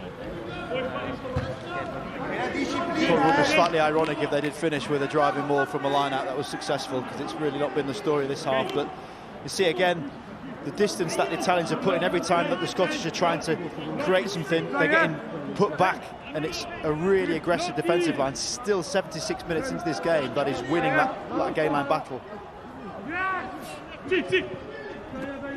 You talk about culture in rugby, and there's clearly a culture of togetherness in this Italian side. We saw it last week in narrow defeat to the French, and we've seen it in spades today against Scotland. And here they go again. Advantage, knock on. Advantage to the Scots, so they'll get another stab at this. And we talked number 18, White. the last couple of weeks, Rob, haven't we, about ring rustiness and the fact these guys haven't played for 15, 16 months, and it's kind of inevitable that as bodies tire and minds become less sharp, that mistakes creep into games like this. Yeah, it's the same for both teams, you know. The big difference here, we're seeing just how easy the Italians are getting over that game line, creating the chance and opportunities. They're racking up the line breaks. 9 to them, none to Scotland. An offload for me is a real stat that tells the story of this game. The Italians have been effervescent with ball in hand. Led aimably back, man. Albanese has been a wonderful distributor, creator, a real pest in defence. 8 offloads the Italians have created and none to Scotland. Yeah, I did say at the top that I was expecting Alessandro Garbisi to come on in the last quarter because he had a very lively game against the French last week. Crouch! But Albanese has been such a commanding presence for Italy that he has stayed on for the duration and deservedly crowned man of the match. Ben Muncaster picking up from another retreating Scottish scrum. And the Italians really driving home their authority in that aspect of the game. But Scotland still in possession. Will they have the last word here? Probably not, because once again it's been turned over. Just Scotland not looking after that ball anywhere near safely enough. And Albanese, the man of the match, with another one of his snaking, elusive runs, takes the Italians further upfield. And there is Ross Vincent. It will be a Scotland penalty. There is barely a minute left to play. Michael Gray thinks about taking this one quickly, but this is the last chance. Now, Rob, the last opportunity for Scotland to salvage something, anything, from what's been a pretty grim afternoon. I'm slightly tentative that they have gone for the corner. And the ironic moment that I mentioned could well be finishing this game, but any positives will be taken. A little bit more of aggression in the breakdown. Celebrations all round, look at that one. From Michael Gray. I'm quite sure how pumped he is 79 minutes into this game, having been massacred, but you take a lot from games like this. There have been many, many lessons for the Scottish to learn from this, but they need to finish with a degree of positivity. And this driving line-out could be it. Here we go then. Patrick Harrison, the former centre, throws the ball in. And as we've seen so many times, it's disrupted, but this time it led to an Italian knock-on. So Scotland will get one more chance as the clock approaches full time. It is a set scrum, and as we've seen in the last few, Rob, the Scots, even on their own footing, have been shunted backwards. So this won't necessarily be a strong attacking platform, but a chance maybe to run a strike play, which they've had little opportunity to do all day. I've still got my head in my hands from that line out, that they could get one man who's not even been lifted to disrupt it like he did there. Scottish really need to just run with some impetus, get Muncaster the ball and get him running forward. So we are beyond the 80 minutes now for what's been an absolutely dreadful afternoon for the Scots, and a jubilant and triumphant one for the Italians. One more scrum, and you can see the Italians geeing up their forward pack for one last effort. They will not want to concede now. As handsome as this victory is, they will not want to allow Scotland to cross their line in injury time. So Murray Redpath, last throw of the dice for the Scots. Ben Muncaster, as Rob says, charging into the heart of that Italian defence. That's the kind of bullocking run Scottish fans will have been desperately wanting to see all afternoon, but they haven't until now. And there's Patrick Harrison. Scotland now just a metre away from the line, and the ref is playing advantage as well. Still advantage. Short carries from the Scots. Can they end with a positive? 11 with me. Well, it's going to end in a sin binning for Simone Gessi. The referee had warned the Italians. No, penalty is here. So penalty to the Scots. Push back. That opportunity to get the last word still there. And the ball is lost again in contact. So often, so many times you've said, the Scots failing to look after the ball. And the fact they do so, failed to do so in the last play of the game, is kind of symptomatic of all their failings this afternoon. It has been a chastening afternoon for the Scots, and as I say, an absolutely triumphant one for the Italians. A phenomenal performance from Massimo Brunello's side after that narrow defeat to France last weekend. They have recovered in some style. Scotland will have to go back to the drawing board. There's probably not much they can salvage from the video of this game. They'll pore over it and see what lessons can be learned, but you'd think they'd just throw it in the bin, rip it up and start again next time.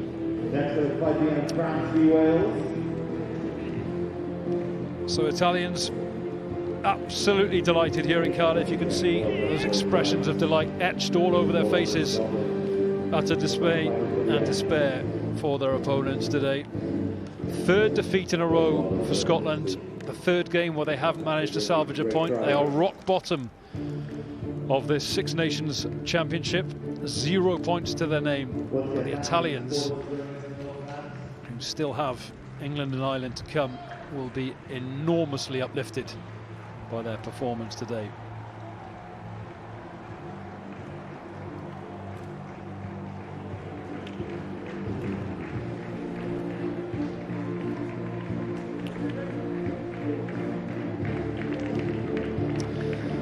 So handshakes all round between the Scots and the Italians, but one team in celebratory mood, the other the very opposite. They showed glimpses, real glimpses against England last week, and we did expect this game to be a much more hotly contested match, but it was the ultimate one-sided game in the end. Italy absolutely cruising over the Scots. We can go down to Lauren.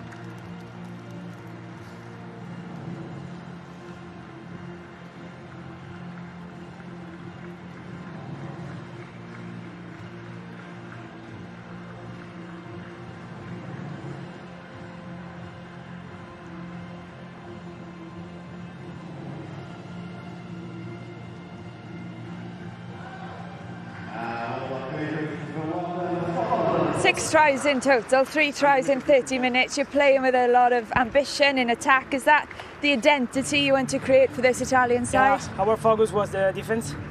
They didn't score the try at the last, and I think we take just 2 or 3 tries for, in this tournament. So we are very happy today. We play also good in attack. So we take all the points that we can take. We take it. And it's not a one-off. You had a narrow defeat to France last week. You've had some great performances in this competition. Do you feel as if you're part of something special? Yeah, we see that we can play with all the team. Now we have 2 tough games, Ireland and England. So we have to do more to take 2 more big match. Good luck for those. Thanks for your time. Thank you. Thank you. Thank you. Oh, Andre, dammi una mano, Vai.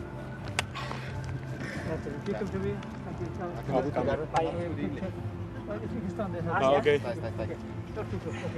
Thank you. Standing by. Comando, pure la pescetta. Sapete lombardo. Okay. Sum up your feelings for me. A special day for this Italian side. Yeah, it's a special day. We played the game we want, and I'm proud of my boys. Your teammate said the focus was on defence, but you showed so much in attack today. How does it feel when you can get a bonus point in a bag?